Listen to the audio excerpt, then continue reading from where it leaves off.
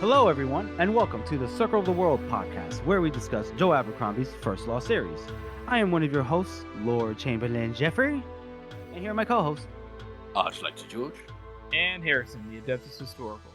We continue our coverage of Best Served Cold, Joe's first standalone, and the next First Law entry after the original trilogy. On this episode, we cover Bloody Instructions and Poison. So let's get started. All right, folks, and you might be bored of this segment, but as usual, we must thank you. We will thank you until you die. We will pummel your faces with thanks and gratitude.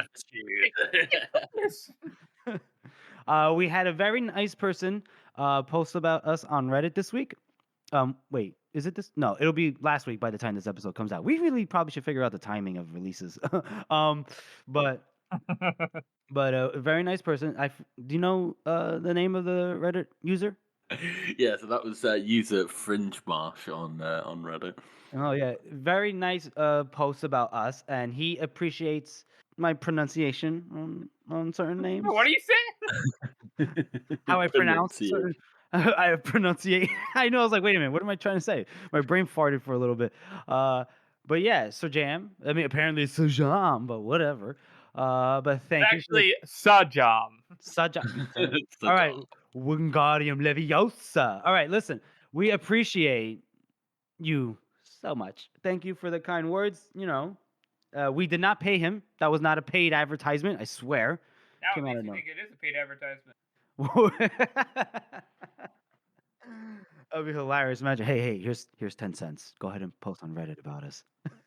And I made the mistake of upvoting it on my private Reddit account and got me banned. Wait, what? There we go. I think somebody hates us. Wait, you upvoted on your private Reddit account? Yeah, so we'd already upvoted it because we're all logged into like multiple accounts on Reddit. It had already been upvoted with the Circle of the World one. And then I went on mine, upvoted it, and it got me banned for 3 days. Why would it do that? I have no idea. Oh, boy. All right. Well, again, thank you, everybody, for all your continued support. And just want to remind you all to follow us on social medias and YouTube. I know we say it all the time, but I promise you we're going to get back on the horse regarding the extracurricular stuff. So let's move on to our next segment. And this is Best Meme of the Week. Georgie Boy, this is yours. Take it away. Sure. So we've got a user on Reddit, the Squish Man. And we've got a classic fucking Soy Jack meme. And I haven't seen one of these in ages, so this is brilliant. It's I can't believe he didn't cry during the Titanic. Do men even have feelings? And then there's just the quote about the pot. The pot did not reply, and I cry every time.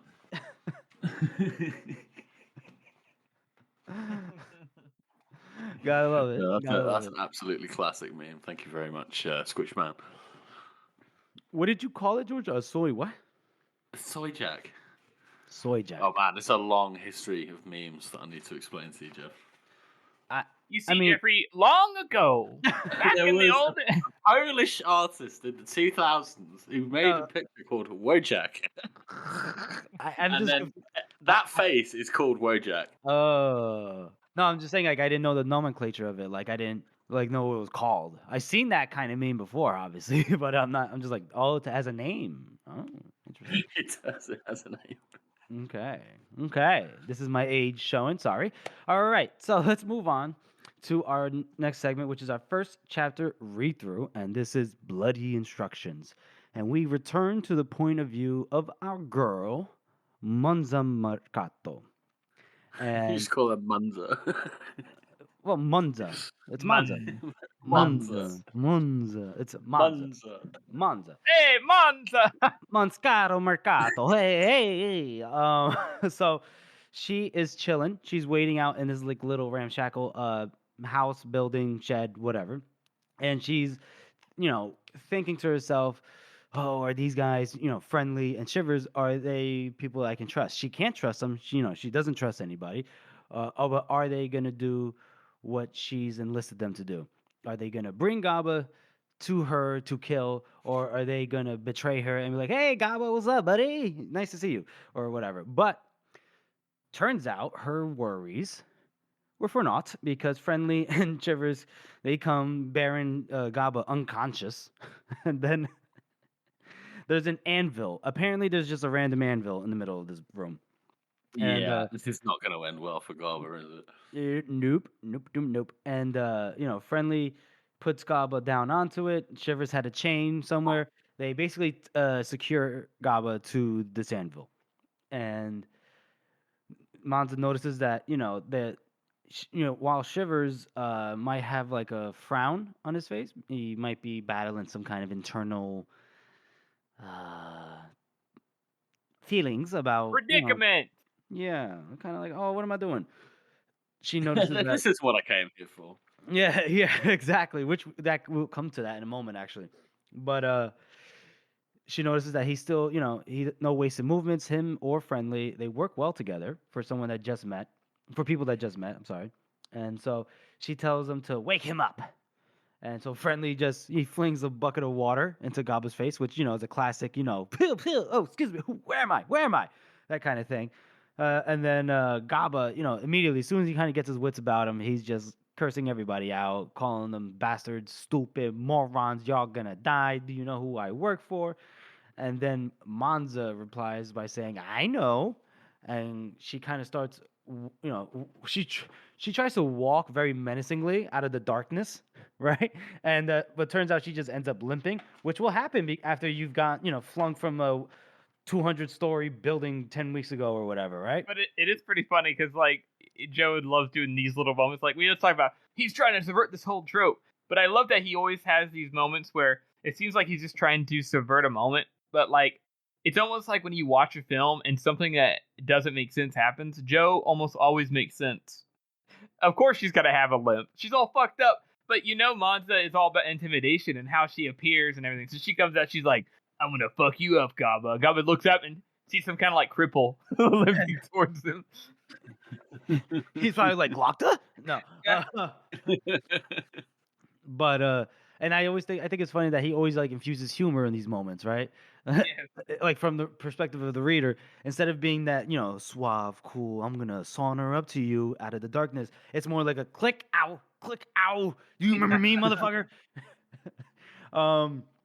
And she pushes back her hood, and so revealing her face. And Kaba goes, "Uh-oh, no way!" And then she makes a jibe about how he's put on weight, And then also, by the way, is that my ring you have there? The big ruby that Benna had given her, his last gift to her, before they were unceremoniously stabbed and dumped and all that. And so Friendly takes the ring from Gaba, gives it to Monza. Then she kind of makes a jibe about, how it was kind of damaged, just like me, but it fits this left hand just as well, because obviously her right hand is gloved and damaged, to say the least. And because she still has... She spends ages sticking the ring on as well. She's like, get it on there. Everybody's just standing around awkwardly. What the fuck's going on? Yep. And Gaba starts, immediately trying to haggle, make a deal, trying to, ensure his survival. But this is obviously Monza, and she's not listening. She's not going to listen. Why would she listen? So she tells, Friendly to get him ready. And Friendly puts his right arm on the anvil, and we already we can see where this is going. And Monza kind of tells him, you should have made sure of me. And he goes, Gabber, he's like, he's gonna find out, he's gonna kill you. And she goes, he already did. It didn't stick. And then we'll see, blah blah blah. And then eventually, just that's it. She swings down the hammer first time, and well, 3 times really, and all on his knuckles. Hurts her obviously, but doesn't hurt her as much as it hurts Gaba. Then she hits him again, and the wrist, catches him on the wrist, and it turns it black. Yaza, right? And then she goes, she tells Friendly to get the other hand ready. The other hand comes up. She bashes that one in as well. And then, funny enough, at some point, while Gaba's screaming, you hear Friendly just say 6 and 6. And Monza is so amped at this point, she's kind of like not sure. She goes, "What?" And he goes, 6 times and 6 with the hammer. And she goes, "Oh God." And now Gaba's trying to, I don't know, get up somehow with no hands. Well, he has hands, but they're not they cease to exist. She Yeah, crashed. I love the phrase that he uses, like flopping purple mittens. Like, Oh yeah. That's pretty nasty. Yep. that's so fucking gross. Yeah. I also Yeesh. do that before Monza gets smashing, like Mhm. God was just like, think of my children. I didn't even know you had children, fucker. He he did not strike me as a loving, doting father. I'll tell you that, right? A family Definitely man. The, Wait, the oh my next God, hang on. the next practical Frost. Yeah, right. Say, wait a minute. What does he do at home? Knitting, perhaps? Do they have the same hobby? Does he know? No. I think his hobby is crocheting. I think it's a little different, just a Yeah, little different. And now he can't crochet with them purple flopping mittens. And she, smashes him in the kneecaps now with the hammer. And then she tells them she tells Shivers and Friendly to unhook him at this point, and they're kind of unsure. They're like, are you sure? And no, she's like, yeah, let's make a little chase of it. And then she kind of snaps at Shivers when she sees him frowning at her, and he doesn't say anything though. And Gaba now is kind of crawling around nowhere, just around, and then she realized that she wasn't enjoying this, nearly as much as she hoped it would. It would, give her pleasure to take revenge, and then this made her even more angry. So then she's getting into the whole, movie cliche. I'm gonna give a little speech moment, and I kind of say I'm disappointed. Didn't Orso also always like to boast about what a hard man you've been, blah blah blah? And then next thing you know, she goes like she slips or something, she trips, and she goes like wah, and she catches herself, and she steadies herself. She catches herself by putting her hand on a furnace, and the furnace was still on, folks. So she burned herself, and now she's like angry. Now she's just hitting him with the hammer like a petulant child, right? Cursing at him, screaming at him, kicking him. And then he kind of like tried to curl up, and he kind of like grabbed her some way, like almost, and kind of twisting her leg. And she, the reverse side of the hammer, the claw side, she dug that into his, the side of his head. And then Gaba kind of like she was able to get free a little bit, and Gaba kind of was like he rolled over and sat up a little bit against a water bucket or water pump or whatever, and he's just staring at his hands. This is the part where the George, what you mentioned, he was just staring at his hands, that the purple flopping mittens, and then she screams at Gaba to beg, calls him, she fat shames him, not cool, and then and he's Not cool. not cool. And then Gaba starts screaming in pain, obviously. And then Friendly goes, somebody might hear, but it's not like he cares. He's just like, George, you do his monotonous voice. Go ahead. Someone might hear. Exactly. So Monta tells him to, shut him up. And then basically, Friendly has a garrote, just like Gaba did when he did that to Monza. But he does it without Gaba interfering.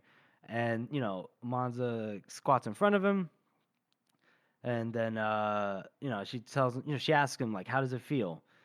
She keeps asking him that, and then she repeats what he said to her. A waste of a good flesh, right?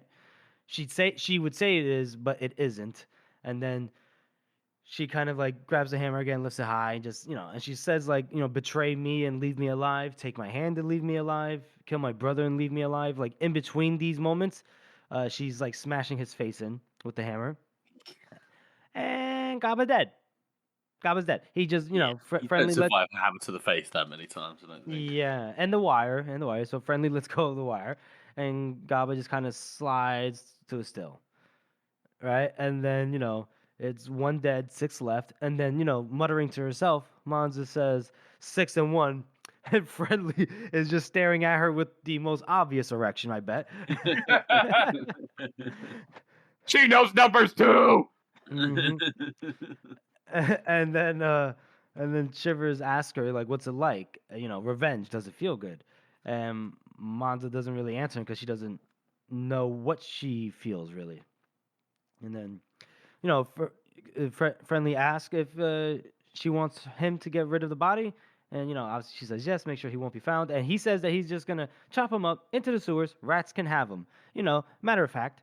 And yeah. So then she tosses a small little purse of the 50 scales to Shivers, and then Shivers, he asks her, he's like, "Oh, is that it?" And yep, that's it. He goes, "All right." And then he's not sure what to say, but then he just goes ahead and says, "Sorry about your brother." What a nice guy. He's like, "Oh, I'm so sorry about that. I'm so sorry." I don't know about. I always find the situation so strange. Like, whenever something like she like murders somebody and it's kind of messy, and she's obviously upset, and then Shivers is like, "Oh, I'm sorry about your brother." It's like it's so awkward, but it's exactly what would happen. I think it's just such an awkward scene. I guess it always Yeah. makes me a little uncomfortable, knowing that they did something terrible, and then at the same time they're like, "Oh, I'm sorry about this other thing that happened." Yeah. Yeah. I also like that we like immediately Monzo has gone after Gopper and gotten him, and immediately we get, oh, maybe this revenge thing isn't as satisfying as people think it is. But right at the start of the book, I think that's great. I think Joe is really good at doing a bit of. It's not even foreshadowing at this point, is it? Yeah, he's cutting right to the heart of it, right? Yeah. And so Monza is, she goes, "Oh, sorry." And he's like, and Shivers tells her that, he had a brother once. So then she kind of now she's like sizing him up. She sees that, he's a good fighter, he's courageous, he may be loyal to a point, right? Because a guy with pride and courage and morals means he might have some loyalty. Um, and loyal men, they're rare in Styria. She asks him if he needs more work, and then but Shivers is unsure, right? He doesn't really want to be doing this. He tells her that it might sound foolish to her, but he came here to be a better man, and he understands her reasons, but this feels like the completely wrong direction for him. And then she's trying to like kind of make a deal with him. She says 6 more men, and then he goes, "Nah, I don't know. I don't really care." And then she just says 5,000 scales, which is like, damn. I mean, it's Shivers is talking about getting a ticket back to the north for Mhm. 50, and probably something left over as well. Yeah. So 5,000 is fucking shit ton of money. Mhm. The Yeah. things he's saying somebody like, and to credit to Shivers here. I know I'm all, as everyone will see, I'm all about Shivers making his own choice and being his mistakes. However, in this scene, ain't nobody gonna say no to $5,000, or not 5,000 gold, but in like actual money, that's like $1 million. Like that, it's so much money. Of course, anybody's gonna say, "Oh, I just hang around and get that money." Okay, I'm okay with killing people. I mean, I've done it before. It's not a big deal. That's fine. And so, Yeah. I um, don't. Uh-huh. it is just interesting that she immediately is like, after she sees him hesitating, is like, "Hey, here, take more money," right? Like she definitely is desperate. I mean, Yeah. either Yeah. that or she was going to stab him. So Yeah, yeah. Got to mention the part where, as they're talking to each other, she kind of puts her good hand on a knife behind her back and getting ready to stab him. I guess because she can't risk him, leaving. Like he knows her name and he knows Sir Jam's name, Sir Jam, Yeah. and she couldn't risk leaving. But then as she says, she tells him 5,000 scales. She pushes a little bit more. She tells him that he's a good man. She could see that, but a hard man. And so it's the kind of man that she needs. She says, to help her, she needs his help, and that he needs her money. It's gonna be a lot easier to be a better man with 5,000 scales. Uh, she's like, listen, you won't be doing the work that you were doing before, like begging for work. hmm. A proud man in that kind of state, but she can't force him. And then she looks away, but she already knew like she had him.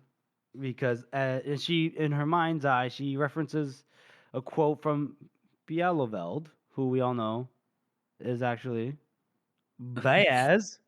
So money is a different thing to every man, but always a good thing. And she Have know we actually heard Baez say that as well? I'm sure Baez says that to somebody I probably think does. he in the does. trilogy.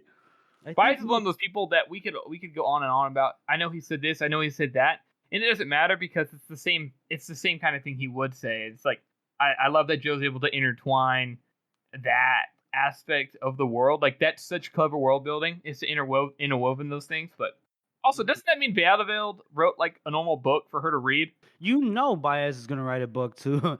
You know he loves the sound of his own voice. You know he's gonna love the feel of his own words. The just oh Yeah. yeah, Oh I'm yeah. Baez. I'm great. Listen to me. Yeah, and no one can interrupt him. He could go on and on in a book. You know, Yeah. like he could do his own audiobook. He totally would. Guarantee you he has at least 30 copies of his own book in that library of his. Yeah, probably. He's like, I like to read it to remind myself of how far I've come. You know what I'm saying? It is interesting though. He definitely wrote something, wrote a book of some kind, or somebody said that he got a quote from Bialeveld and put it inside of a different book. I don't know. It's kind of funny. And in the meantime, by the time Shivers, looks back at her, she notes that his face had turned hard in terms of like he set his face. He's joining. He's in. All the way. So he asks her who else, and she goes, a banker. And Shivers goes, a what? And a man who counts money. So he goes, he makes money by counting money. It's like, yep, that's right. He goes, you guys are in some weird jobs down here. And what did he do? She goes, well, he killed my brother. And okay, more vengeance. Here we go. And so then she tells Shivers to give Friendly a hand, taking out the garbage, and then they're out. There's no point in staying in Talons for the night. So as Shivers goes over to help out Friendly, Monza just kind of looks down at her hand, looks at the blood on her hand, and is noticing that her fingers are shaking. Now from what she's not sure. It could be from killing Gaba, from not killing Shivers, or maybe just needing a little puff pass of the husk. But she wasn't sure. But maybe she just needs. Maybe is just shaking from all three. And then that's where this chapter ends. Boys, how do you rate this chapter? I'm gonna, for aforementioned reasons, I think I'm gonna give it a 4 and a knuckle. Mm-hmm. Dead average. Like I like the fact that Joe's given us a little taste of what's to come here, in terms of like the themes and the way that Monza reacts to all of this. It's interesting to me that if this was a Glockter chapter, like everybody would be like, yeah, this is great, like do that torture, and then because it isn't, and because it's from a different perspective, it just seems a bit much, Like uncomfortable. Yeah, it's very uncomfortable. Well, I mean, but it's written very well yeah, to make you uncomfortable. I feel like Glockter's torture scenes made people uncomfortable as well. Yeah, but like in the same way, people are always rooting for Glockter, whereas a lot of people. Oh, you're talking about people. You're not talking about like just okay. Yeah. Yeah. I mean, it was a little bit. Any kind of time you do a torture scene, that's well written, and when I say well written, I mean visceral. Like where you get the details right. It's tough to get through. Got that. I got that sense from Glockta's previous torture chapters or whatever, and this one was rough. And I guess it's a difference between like her being okay with killing, right, and versus enjoying killing. Like it's killing at the end of the day is just kind of like it's a means to an end for people like Monza. It's not a source of enjoyment. So even though she wants to enjoy it, it's just not in her. Especially the fact considering that obviously there's gonna be a running theme in the book, but yeah, obviously revenge ain't what people make it out to be. But for me, yeah, kind of a short chapter. Got right to the point. Got right to the stuff. So it was very it was very lean, no fat on it. I liked it. but obviously nothing much happened. Um, I'll give it a 4 and a knuckle as well out of 9 fingers. Harrison? Um, yeah, I mean, I agree with you guys with everything you said. So it's kind of I really like you guys said, like it's kind of showing what we've seen before. It is strange, like you said, George, how Galacta's chapters are, they make you uncomfortable and you're kind of like, ugh, but it does feel different when you're reading it. And I think it has to do with like Joe does such a good job at showing how the characters feel about things without actually telling us. And with Glock just kind of desensitized, doesn't really care. Monza, you get the sense that, we're starting to get the glimpse that she's not as like hardcore as she wants people to think she is. But that's intentional. And we kind of get a glimpse of that here. It's kind of for comedic value that she's like stumbling around and stuff, but that's not really what makes it that. The thing that makes it that is the way she reacts afterwards. Glockta would have been like, well, we didn't get what we needed. I guess, it is what it is. Whatever, let's move on. Monza's like not over it. Like she feels like she's holding on. So it's just an interesting way it's written. But it is not much going on. So I'm going to go ahead and agree with you guys. I think 4 and a knuckle is plenty fair for this chapter. Okay. Yeah. Sounds. Yeah. Yeah, I think it's a good. You said 4 and a knuckle? Yeah. George, you said 4 and a knuckle? Yeah. Boys? Oh my god. That's a trifecta. Wait. Oh, that's it, boys. They cannot hear the sound effects. Oh, I wish they could. I know. I do that on purpose. Oh, man. First trifecta of the series, guys. Well done. Yep. All right. Well, let's move on to our next segment, which is our character spot. Boys, who is the spotlight on today? Well, it's got to be our the late Gobber. The late Gobber. The late great Gobber. The late great bodyguard / father, apparently. Patron of night ladies. Ladies of the night. Ladies of the night. Yeah, he's just a bit of a piece of shit, isn't he? Oh, yeah. Yeah. A little bit more than a little bit, actually, thinking about it. I mean, what do you guys think about Gobber? He's a garbage human being. I mean, good for God's sake, he talked about raping Monza in the first chapter. Yeah, which was like already like almost dead anyway. Yeah, what the fuck? Pretty fucking fucked up, like. Gaba, more like garbage. Garbage. Fuck's sake. He's certainly a piece of shit. Yeah, I totally agree with you guys there. Like, it's just he's a gross human being. He's one of those few characters in the story that's just like completely irredeemable. He's just like, what is this? Yeah. Why are you here? Why is this? Why are you a thing? Mm-hmm. But at the same time, it's weird because most of these, the way the story progresses and stuff, without spoiling anything, with Gaba being first, it's interesting that Joe did it that way. It's like the connection to her. This is the easiest one to probably do. He's a shit person anyways, and Mons is already kind of like questioning things. So I like it. I like the Gaba's purpose inside the story, but he's a complete piece of shit. Mm-hmm. Probably one of the most morally reprehensible characters that we've seen in the first law so far, Yes. I think. And there's a lot.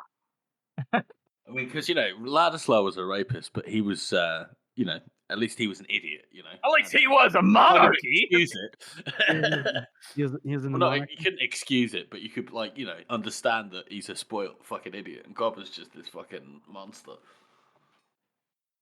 But yeah. Yeah. Piece of shit. We won't miss you, Goblin.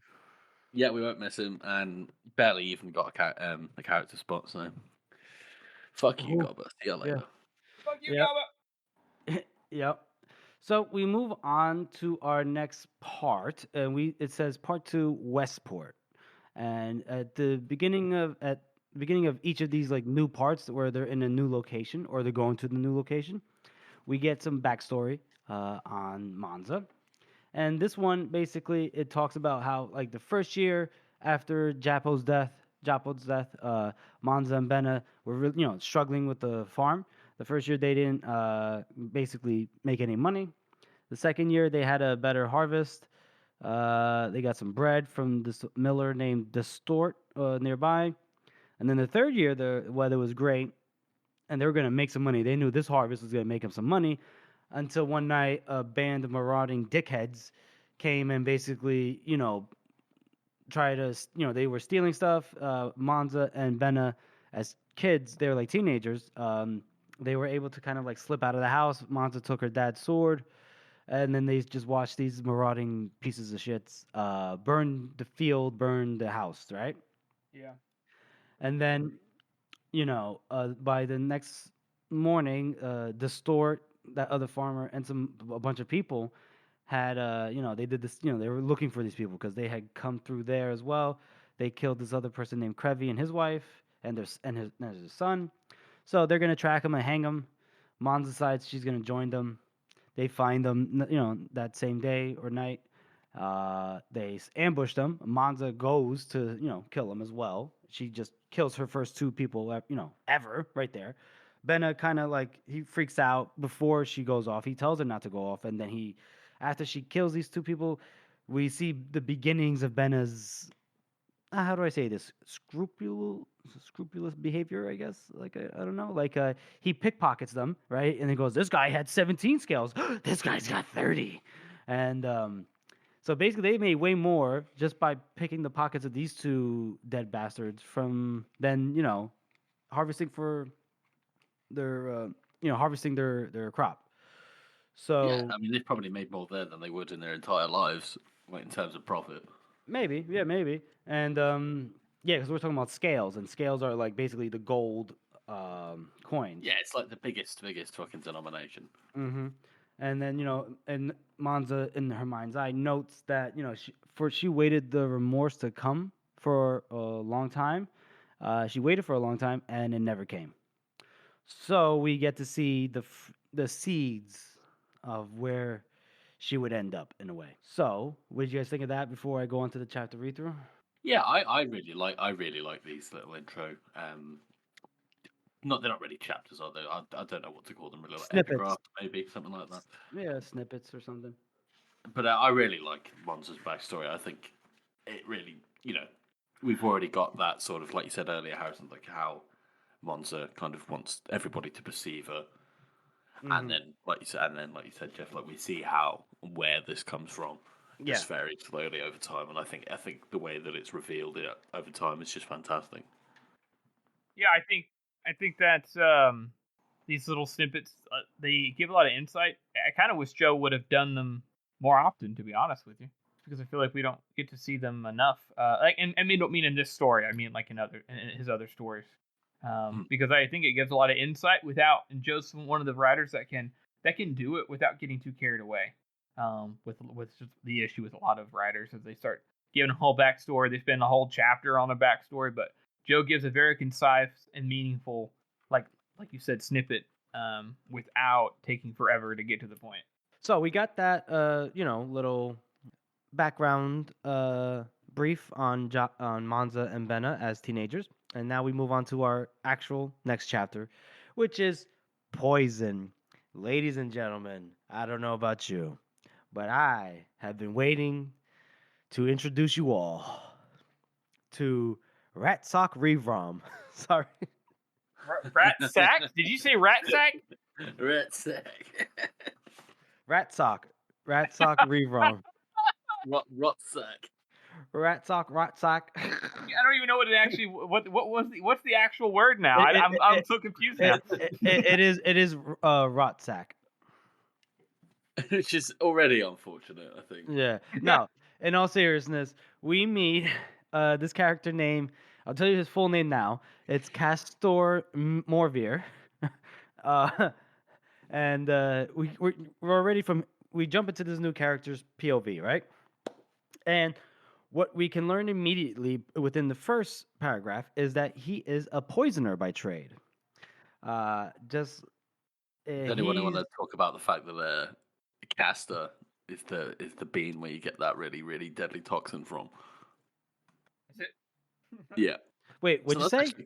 So ricin is like a really, really potent poison, and it comes from a bean called the castor bean. Oh, I didn't know there was a bean called castor bean. I know castor as like castor oil that like comes from like beavers or beavers. Like what's like Yeah, they I mean, create. there's that as well. Oh, interesting. Interesting. Comes from so that's pretty cool. Yeah. Comes from So he's literally named after a poison. Well done, Joe. Yay, well done, Joe. So this guy is outside his house with his assistant Day. It's a beautiful day. It's lovely, right? Sunny, it's balmy, just the perfect day. And he sees so what he has is he's having his assistant Day, named Day. There's a table with glassware, beakers, tubes, that kind of thing. Imagine a lab. What would be in a lab, and she is concocting some kind of poison. It seems, and it doesn't really look like much. It just looks like water. And then he tells her to be very careful, right?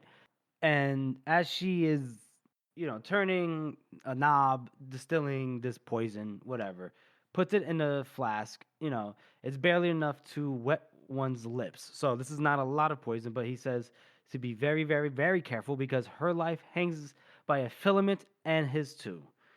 And and she puts it in a little, what would you say, like a flask, right?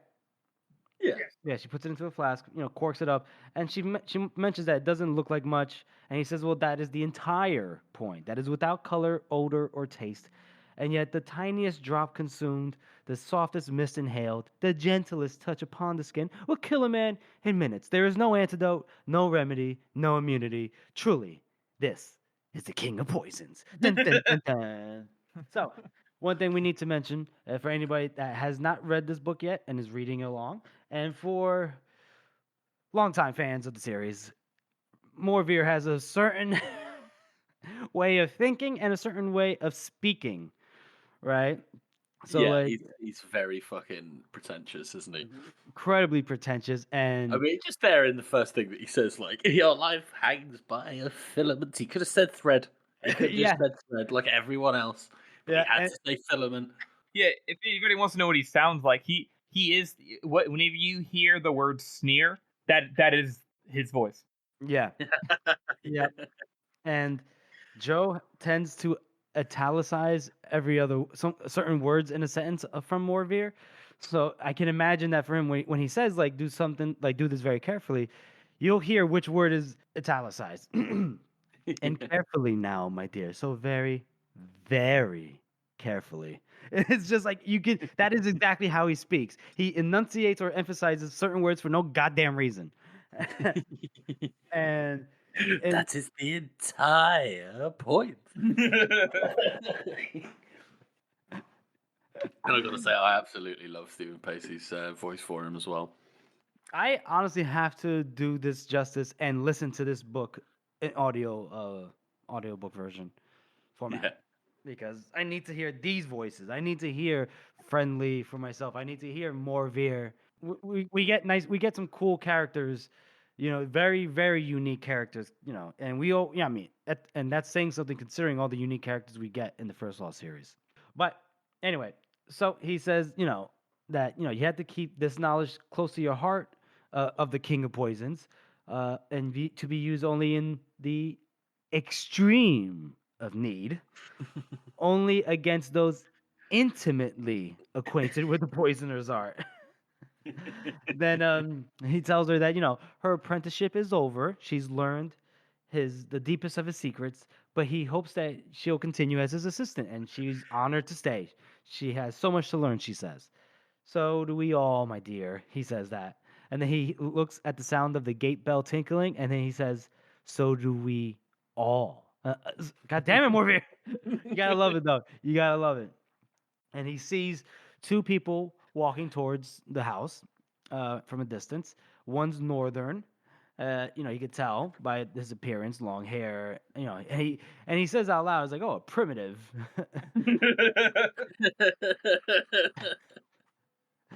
And he has an eyeglass, what we would call, I guess, like a telescope, a monoscope. I'd say it's more than a telescope.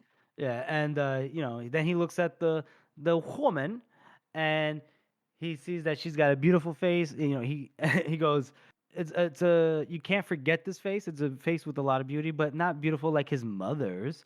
She That is almost such a weird. it is That is it is. weird. Yeah, his mother almost transcended the human in her goodly qualities. Her pure smile, kissed by the sunlight, was etched forever into Morvir's memory, as if it were visitors. What? He just got.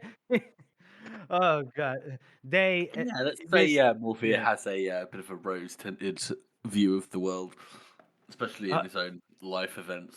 Yeah, and they interrupted his thought process by asking, "Are these visitors?" And Yeah. then, but here he knows that it's Monza Mercado. He says that the Mercado woman is here. Um, clear it away and bring some wine and cakes. And she asks him, "Do you want anything in them?" He goes, "Only plums and apricots." Uh, he wants to welcome the guests, not kill them, at least not just yet. Uh, so then we notice that while she's clearing the table and getting things ready, Morvir takes some elementary precautions, and then he arranges himself in his chair, and he takes like a certain position, right? He's like very uh, a country gentleman. And then as they got closer, he rose with a nice smile. He notices that she has a limp, but she's covering it well. But Morvir has sharpened his perceptions to a razor sharp point, and he missed no detail. And he, shakes her hand, but he takes care. Well, no, before that, she starts to introduce herself. She goes, "I am," and he goes, "You are." Monscato Mercato, once Captain General of the Thousand Swords, recently in the service of Duke Corso of Talons. And then he thought it best to avoid the gloved hand, so he offered out his left hand to shake her hand. And then he says, Sir Jam, which is a Cantic gentleman of mutual acquaintance, told me to expect your visit. Your name, my friend. He looks at Shivers and he goes, he grabs, Shivers' big right hand. He clasps him. He's like, yeah, shakes him really good, And Shivers goes, call Shivers. He goes, indeed, I've always found your northern names delightfully picturesque. You found a what now? You found a what? And then Morphe goes, nice. He goes, oh, okay. In Morpheus' mind, he's like, let me put it in layman's terms. And then he holds Shiver's hand just a moment longer, lets it go, and then he goes, "Pray, have a seat," which is these italicized words are getting me, man.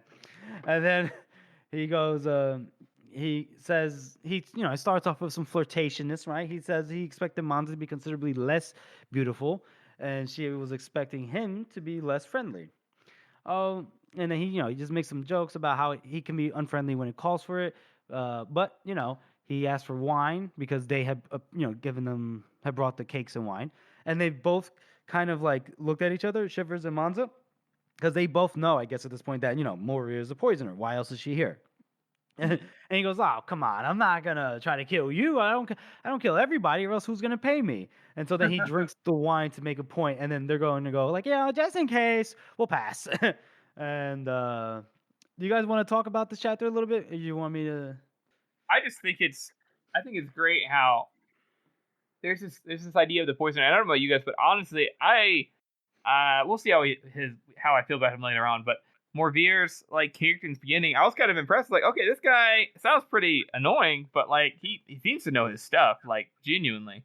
And I definitely was not wrong on that front later on. But my perception of Morvir is definitely different when I reread it. I see him in a completely different light, and it's kind of hard to say exactly what I'm trying to say. You guys know what I mean, and a lot of people probably know what I'm trying to say. But the main thing with Morvir is he does know his stuff, but unlike a lot of characters, his interwoven backstory, who he actually is, he knows exactly who he is the whole time. He just has difficulties in sort of admitting it to himself. Yeah, he has difficulties admitting it to himself, but it's not like it's hidden from him. He knows exactly what he is, and he knows his business. It just isn't very pleasant. Yeah, I love Morpheus. He's like one of my favorite characters. I think him and Friendly and Costco in this book is the trilogy of like my favorite fucking characters in fantasy. Oh, this trio. Yeah. Yeah, I get you. Makes sense. Yeah, there's a lot we're gonna get into regarding these characters, especially Morveer. But Monza, going back to the interaction here, Monza says that she has work for him, and he just, he does the thing where he like looks at his fingernails, right, and he goes, the deaths of Grand Duke Orso and others, I assume."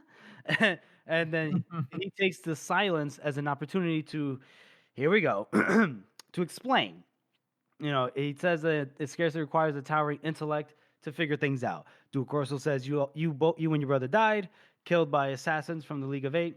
Then Sir Jam tells Morveer to expect Manza to, come, and she's not dead. She's, way more alive, and that if she hasn't reunited with Orso, no like public declaration of her survival, then that means that actually Orso tried to have her killed.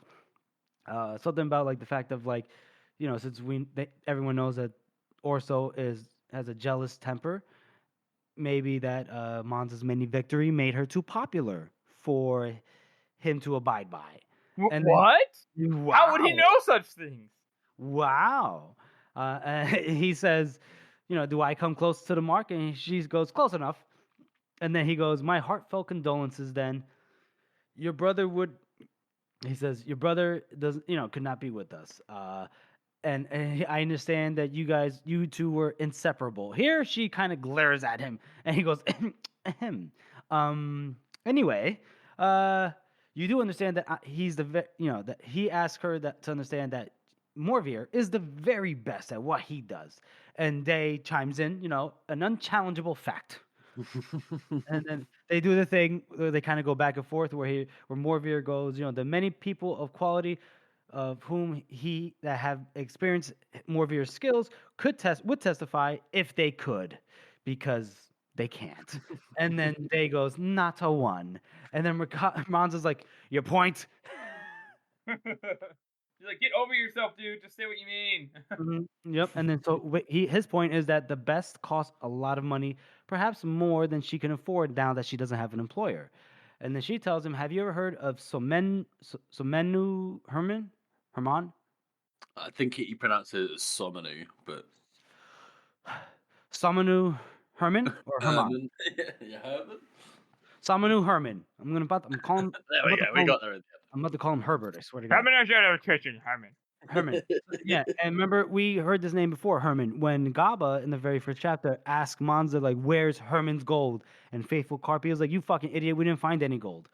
This is she takes the time to well, she doesn't. Morveer does because he loves to do so, but because Day isn't familiar with the name, Morveer says he explains basically that he was an immigrant who rose to supposedly become the richest merchant in Massalia, and that his lifestyle's luxury was legendary, and that he was in the city the day that the thousand swords, commanded by Manza and Benna, besieged and plundered it, and no one's ever heard anything else from him since that day. And she says basically that Herman was far wealthier than he pretended to be. So, and then here, Morveer he's tickled a little bit, right? He's like, oh, wealthier. Ooh, the advantage to Mercado. See how I squirm at the mention of so infinite a sum of bountiful gold, enough to pay my meager fees 24 times and more. I do not doubt why my overpowering greed has left me quite. And then he slaps the table with a bang, and he says, paralyzed. Paradise. Bum, bum, bum. And then Shivers just falls off his chair. Shivers just literally just kind of creaks over sideways. And he is maintaining the same posture he had sitting down. The man is like he's literally paralyzed. and then Morveer goes, the advantage to me, it seems. And then Mercado, her eyes kind of like flick around a little bit, and I guess her gloved hand is on the tabletop, and it's she's paralyzed too. And then Dave's like, "Ooh, this worked." And Morpher goes, huh, "How can you doubt me?" He loves a captive audience, and then he has to explain how it happened. He goes, "Yellow seed oil first applied to my hands in order to prevent the agent affecting me. You understand? I would not want to find myself suddenly paralyzed. After all, that would be a decidedly unpleasant experience." The active ingredient was a distillation of spider venom, extremely effective even untouched. Since I held his hand for longer, your friend has taken a much heavier dose. He'll be lucky to move today, if I choose to let him move again, of course. You should have retained the power of speech, however. Bastard! I see that you have. I love the way you said that, Jeffrey. That was hilarious. Well done. Thank you. So basically, he just says he has to take all these precautions because he is obviously it's the what's the word I'm looking for? Not the phrase, not the phrase that I'm looking for. It's just the nature of the trade, right? That poisoners are kind of always so paranoid about every little thing potentially being their the demise. I guess you would have to be. So he continues to talk by saying that he understands that she's been done by she's been wronged, terribly wronged, betrayed by a man she must have trusted to some degree with the loss of her brother. And as he's explaining all this, he hears Day kind of just chewing on her food noisily, and he just kind of stares at her a little bit, and then she goes, "What?" He was like, "Quietly, I am trying to expound." And then and instead of really listening, she kind of just licks her fingers, and he's like, and then basically he goes, "All right, let's focus on what's the matter at hand. With your help, Orso has made himself basically the most powerful man. He's not a military man by any means, Morvir, but it doesn't take a genius to figure out that after the victory that she had last year, or was it last year? It was last year, right, or something like that." Yes. Well, maybe not last. It's hard to say with the timeline before the actual book starts, but Right. traveling does take time. So maybe it was last year and it's the new year, something like that. I don't know. Yeah. So the League of Eight are in the verge of total collapse. Viscerine will be saved only by a miracle. The Austrians will treat for peace or be crushed, depending on Orso. It's gonna be an end to the years of blood, and Styria will have a king at last. And so it's gonna be a better world, But so then he goes, but his point is that killing Duke Orso, besides from the fact that it's practically impossible to do, it's not going to serve anybody's interest. It's not going to serve Monza's interest because it's not going to bring back Benna, her hands, her legs. The attempt is going to basically most likely end in her death and possibly even in Morvir's. His point is that he's telling Monza that he has to stop this madness. You have to stop it at once and give it no further thought. And she says, even though she's paralyzed, she can still speak, that only death will stop her, hers or Orso's. And he asks her, no matter the cost, no matter the pain, no matter who's died. And she says, no matter. And he says, he finds himself entirely convinced as to her level of commitment.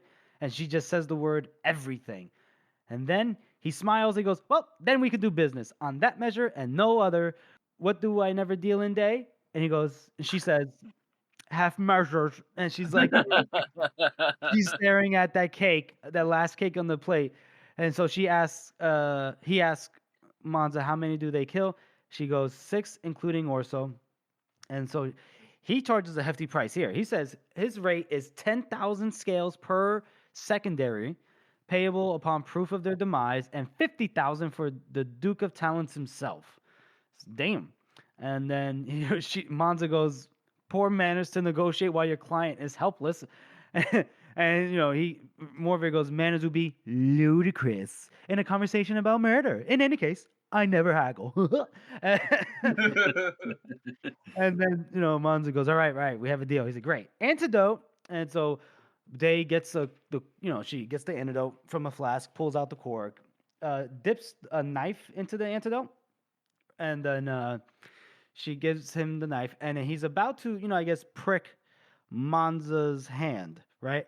And in the meantime, he looks at her and he's thinking about it. He goes, okay, what's his main motto besides talking too fucking much? Is caution first, always. And this is the woman that they call the Serpent of Talons. Shout out. And and she's very dangerous, obviously, from her reputation. And if that wasn't enough, then just from her conversation, he could tell she's a dangerous person. He considered seriously the possibility of just giving her a fatal jab of some other poison and throwing her and Shivers into a river and just forgetting the whole thing. But he's pulled by the prospect of killing Grand Duke Orso, the most powerful man in Styria. He'd be in the record books. And it's just like, ooh, he's like, all right, well, I hope I'm not going to regret this. And he jabs Mercado's hand just a little bit. And in a few moments, she's able to kind of like start moving a little bit. And then she says, all right, ooh, I'm surprised. And Morphia goes, oh, really? How so? And she says, well, I was expecting a master poisoner. Who would have thought I'd get such a little prick?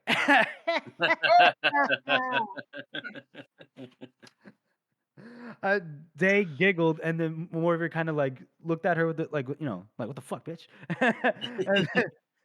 And then he goes, I hope your temporary helplessness was not too great an inconvenience.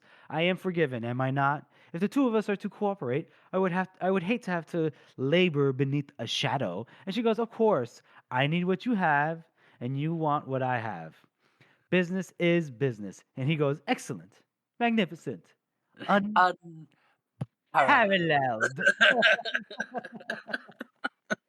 But as he notes in his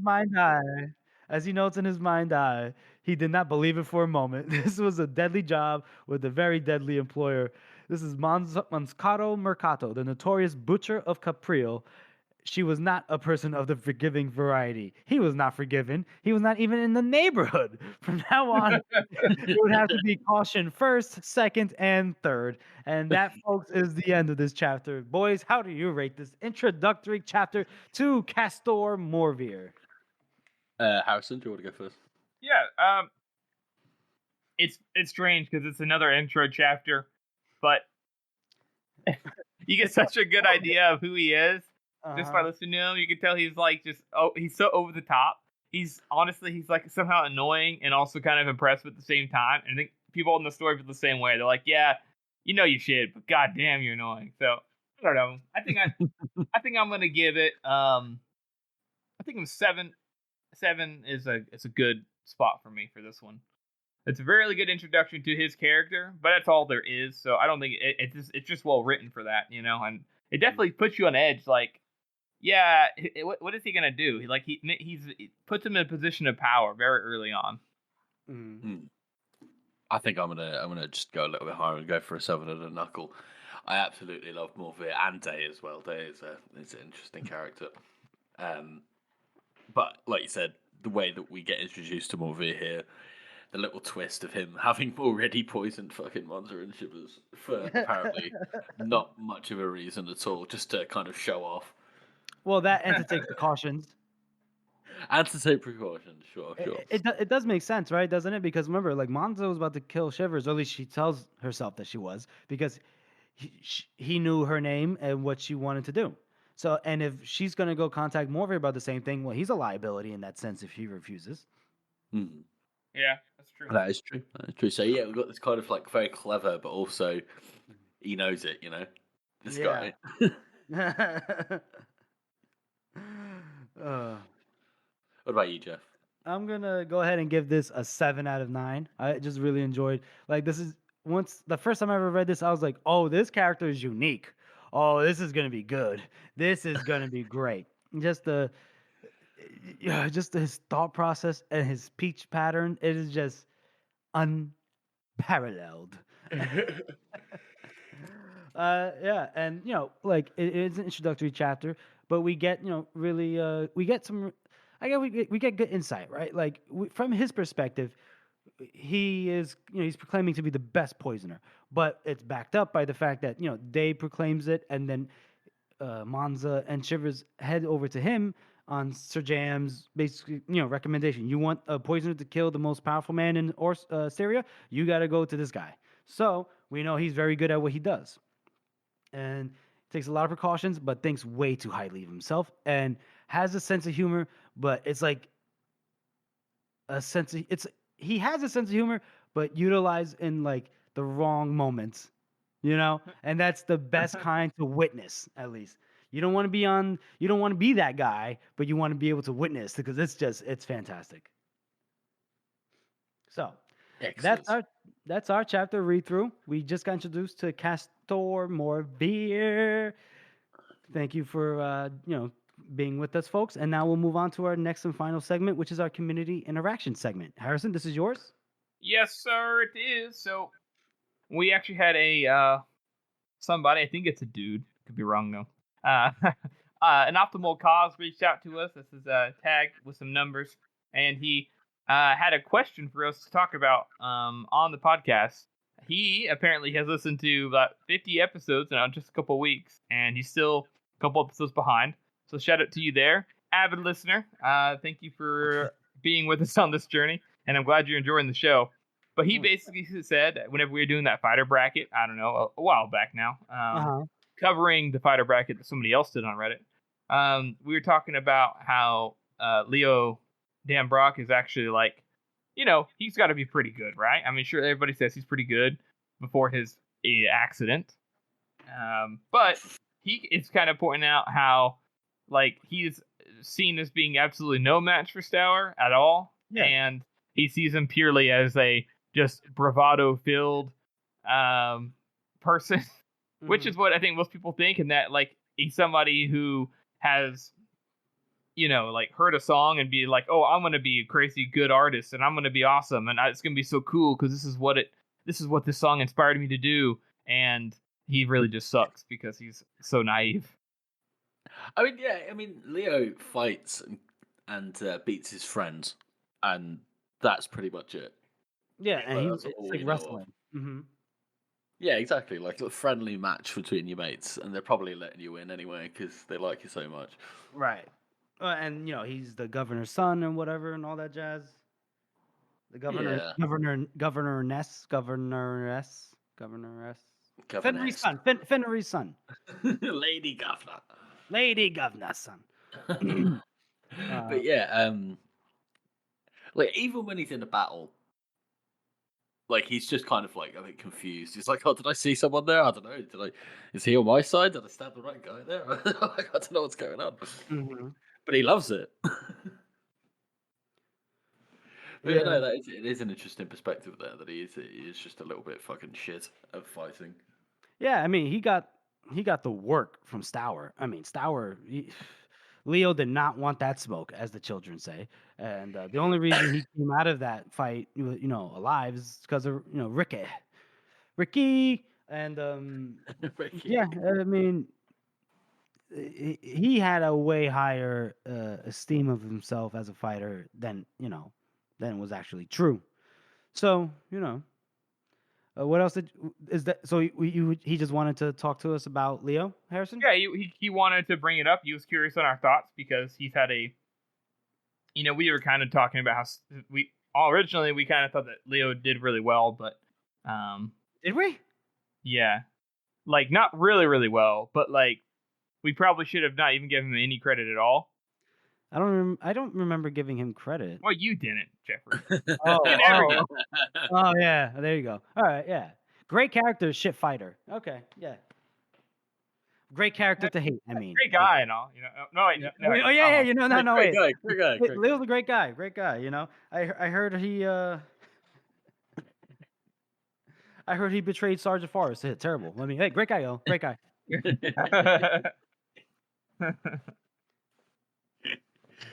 But yeah, that is definitely going to be covered more as we get into the Age of Madness. But that's good that people are giving us little things to talk about on the podcast.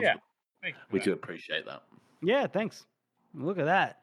And he's on a speed run. You said 50 episodes in 2 weeks? I know, right? That's on Good top stuff. of the other people who were commenting on that other post. Oh yeah. On the yeah, one yeah. the guy shouted out to us anyways, which we talked about in the beginning. Somebody said that they had listened to 2 weeks, they had caught up. Like, whoa. Impressive. Welcome on board. That's our show, everyone. We want to thank you all for listening and supporting this podcast. As you know, this is a passion project for the three of us, and your support really does mean a lot. Join us next week as we cover science and magic and the safest place in the world. And make sure you follow us on all of our social media. And we have a website. It's circleoftheworld.com. And if you haven't already, please subscribe to our podcast on Apple Podcasts, Spotify, Google Podcasts, or any podcast app that you use. And please make sure to rate and review this podcast. Thank you all again for listening. Excellent. Magnificent.